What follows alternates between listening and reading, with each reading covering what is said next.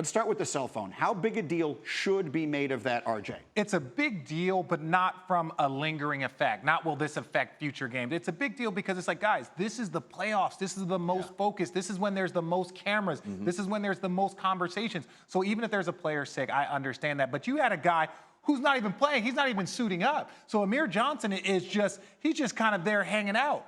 So it's like, what are you doing? And Embiid just looked down, and that was a mistake on his part. So Embiid said afterward that Amir Johnson told him his daughter was sick. And here's the thing. Amir Johnson is not playing. So you were a player and a coach, DJ. Is the etiquette there, in his case, if he needs to check in on his daughter, get up, leave the bench. He's not playing in the game. Go back somewhere that people don't see you to check the phone. I'm just curious what you think the right way to handle that is. That would have been the best thing for him to do, to get up and go back in the locker room if those things are going on.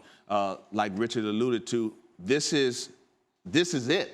You know, this is the playoffs. We're trying to win a championship here. We have a lot at stake. Embiid hadn't played as well as he could have to that point, and it just added on, piled on, and that's why you got all the boos and everything going forward. We'll get to the boos in a minute, but I want to just focus for another moment on Embiid, who we all know, RJ, is as talented as any big man in the sport, but he's not right now, right? He's just clearly not okay. Yeah, and so I picked the Philadelphia 76ers mainly to win because of Embiid, right? And if he's, like, he had 39 and I think 15 the last time he played against the Nets. If he's 22, 12, and 5, which any player in the NBA would take, that's not good enough. If they're going to make an impact on this season, if they're going to make an impact on this postseason, it's really got to be him playing 30-plus type basketball. I definitely took the Sixers to win the East as well, and it was because of Embiid. And with him not playing the last 6 out of 8 games in the regular season, you saw fatigue kick in 6 to 7 minutes into that first quarter, and it really hurt their team. Now let's get to the other controversy, if you will, mini controversy at least, that comes out of this game. The Sixers fans booing their team's performance. Hard to blame them when you consider how badly the team played. Yeah. Ben Simmons had a strong reaction to the crowd reaction. Here's what he said. I mean, if you're going to boo, then stay on that side. So I feel if you're a Sixers fan, you're going to boo, stay on that side. If you're going to boo, stay on that side. Go ahead. Look, this is what I'm saying. I love it that they were the lovable guys and they were so bad.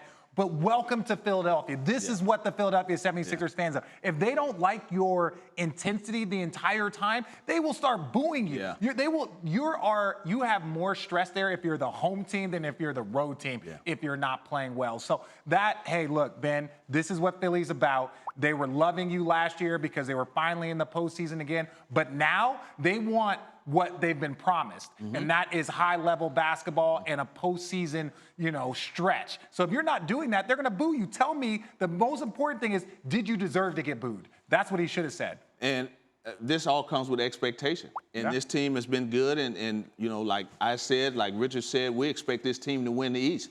But my take on this is, does he think it's not another game going to be played in Philadelphia? I don't make this comment after a game 1 knowing we have a game 2 to play and it could go the same way. I'm just not doing that.